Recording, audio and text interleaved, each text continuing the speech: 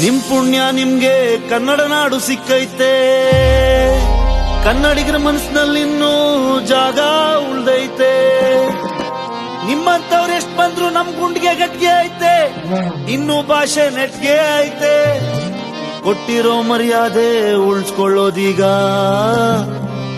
ನಿಮ್ ಕೈಯಲ್ಲೇ ಐತೆ.